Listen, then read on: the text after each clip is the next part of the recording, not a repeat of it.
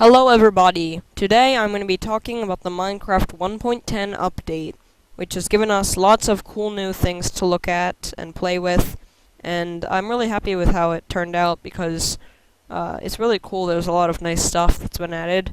So let's get right into it. I'm not actually going to be talking about everything in technical depth, just giving a basic rundown of everything that's been added to Minecraft.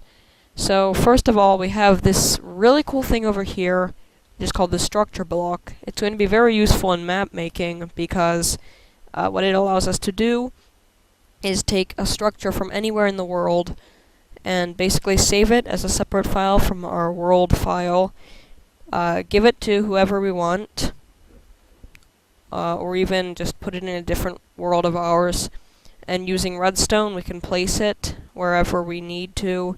It's like the command block, except you don't need to clone from a specific location. You can actually just take a file and load your structure in wherever you want, using just the name of the structure.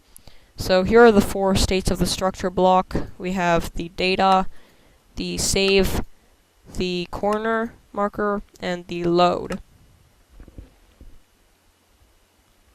So I'm going to show you how to use it. Basically, I'm not going to go into too much depth, but I'm just going to give you a rundown of how it works. So we take a structure block and place it next to this nice little temple we've built. What we can do is basically save this structure as a separate file. So we're going to change the mode to save by clicking this little button here. Type in our structure name, which in this case I'll make my structure, and then give it a relative position. We're going to need to go to the other corner of this, so we're going to go -5, 0, and -5, and then it'll start over there, and then we just type in the size, 5, 5, and by 5. And then we have this nice little outline that pops up around it that shows us the area that will be saved, and once we're all good with that, we can basically just hit save, and it saves the structure. And now, yeah, that's all done, so we now have a file in our world saves folder that basically has that data in it, and now we can go anywhere in our world, place down another structure block, set it to load mode, type in the name of our structure, my structure, and then hit load, and it'll show us the area that it's going to load it in. We can type in any basically area coordinates for it to spawn in. Negative. We'll just do the same thing we did over there, so it spawns right there. And then basically when you're ready, hit load, and boom, the structure is all there and ready for you. We didn't actually have to save that top layer, but whatever. And then what we can do, it can actually save entities too. So if we place down another structure block here with save and type in my structure again, and then just type back in our information, 0, -5, and basically yeah, put in all the same data, then we can actually just put down, say, a creeper, and include entities on, and that one ran away, so let's put down another, and another, and hit save, and now that creeper will be saved into the file too. So if we go over here, and just hit load again, we may need to actually just change the mode, and change it back. Include entities needs to be set on. And then just hit load. Boom, our creeper is right there in the same place. Isn't that magical? Also, the chest has the same items in the same place. Dragon egg. Now, if you don't want, if you want kind of a decrepit feel and a randomized, like you want some blocks to be worn away, what you can do is, well, we're basically going to move this over here so we get a different area, but what you can do is type in the structure integrity, which is basically a chance out of 1 that every block will actually be loaded. So if we type in, say, 0.8, only 80% of the blocks will actually stay. And then just hit load, and basically, yes, you can see some of the blocks are now missing. In this case, only a couple over here, but we could, do the same thing over, I don't know, here. It'll place down our box automatically, and put in like 0.5. Then when we hit load, half the blocks are missing. I don't know how this works on entities. I'm guessing they're always going to be there. But there you go. That's basically the structure block for you. Very useful. Another great thing is that it can be used with redstone. If I just grab a button and place that down, it will, whenever we power it, it places the structure. That's pretty amazing, I think. So back to our other stuff. I'm not actually going to cover right now the corner and data. Maybe in the future I will. But let's get into the next things. So now there's a special type of zombie that can spawn called the husk. I've named this one Tom so he wouldn't actually despawn when I went away. But yeah, they're zombies that have a chance of spawning in the desert if a zombie spawns. And if we go into game mode 0 and we need to heal up a bit, you can see. Okay, let's get rid of this one first because he's going to be a little annoying. Okay, he'll actually give you a hunger effect, so I'm gonna block this guy in so he doesn't shoot me, and then break this, go back into game mode 0, and let this guy hit me. And you see now we have a hunger effect, and that will kind of make it harder to actually run away, or sorry, that'll make it harder to fight back because your health won't regenerate. This is another new mob, the skeleton, or not the skeleton, it's a variant of the skeleton called the Stray, and it has some really weird looking clothing on. I really like its look. This one's named Jerry. And I will link to where I got the commands to load these two in, because it's hard to get them to. There's no spawn egg for the specific variants of these mobs. What's interesting about him is that if he shoots you, come on, shoot me, shoot me. There you go. We get a slowness effect, which makes it a lot harder to run away.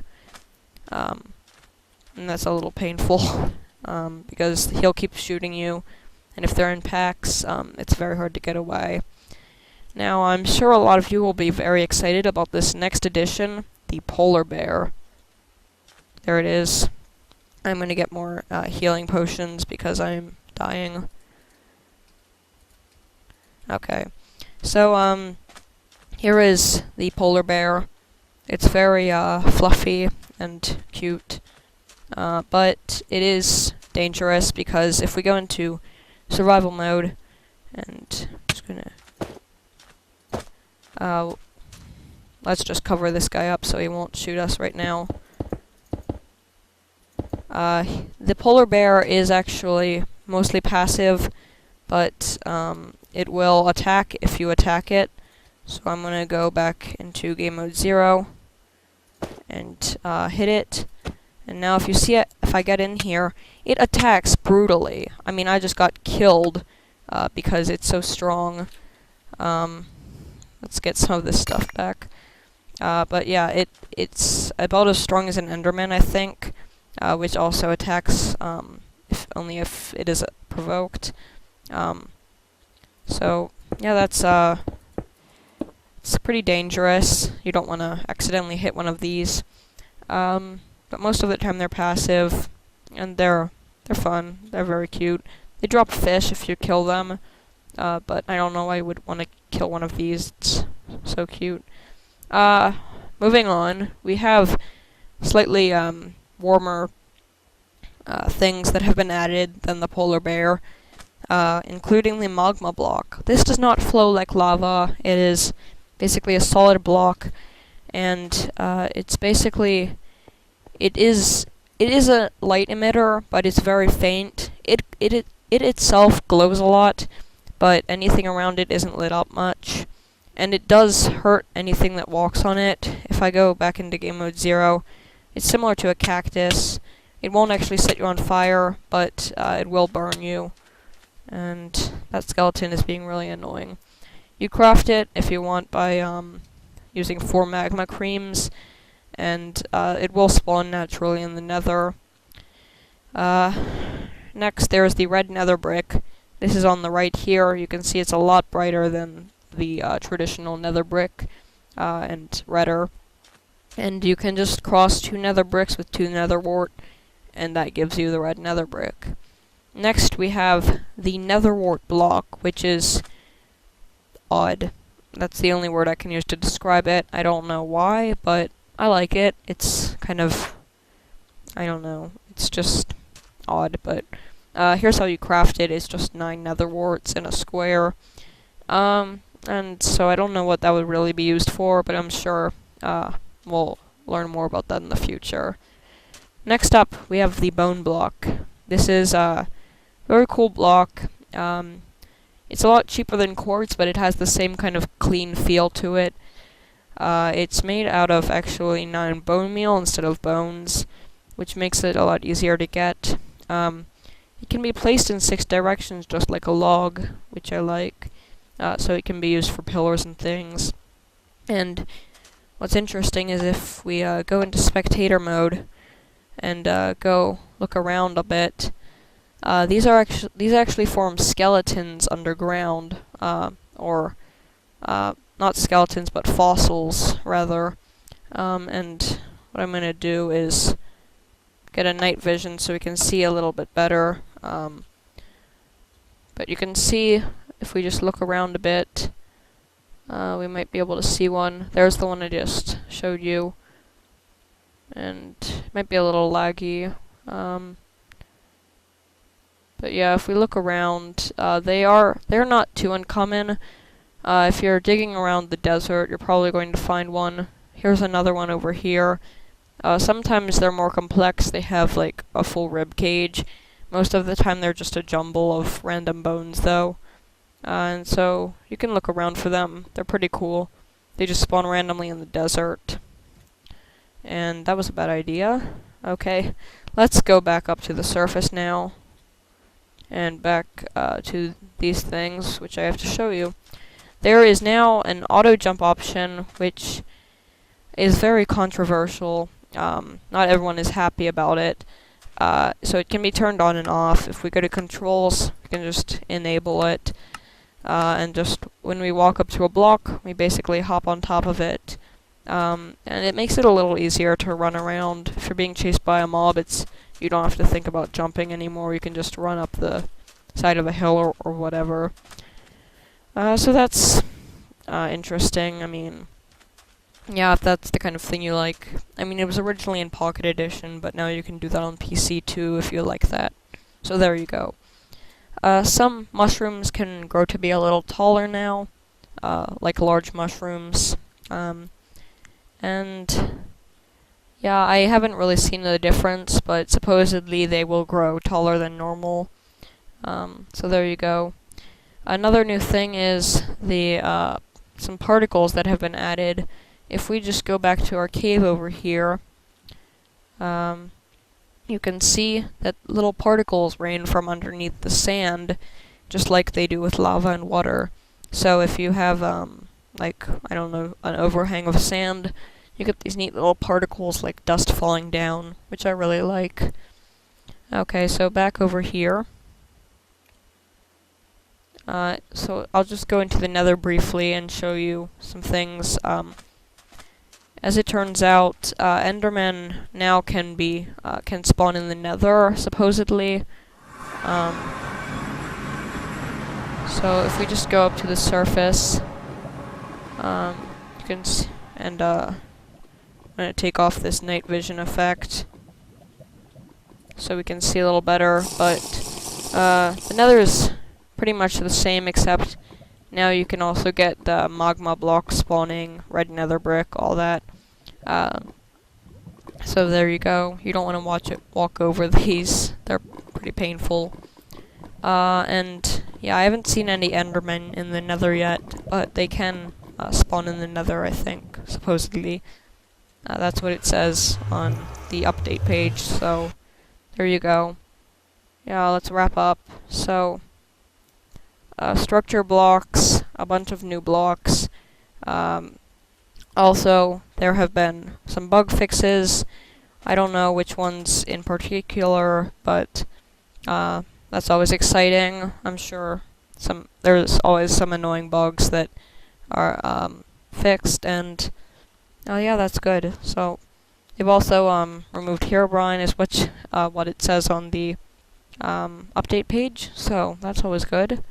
And that's about it. So those are the main things added in Minecraft 1.10. I hope you've enjoyed the video. Thanks for watching. Goodbye.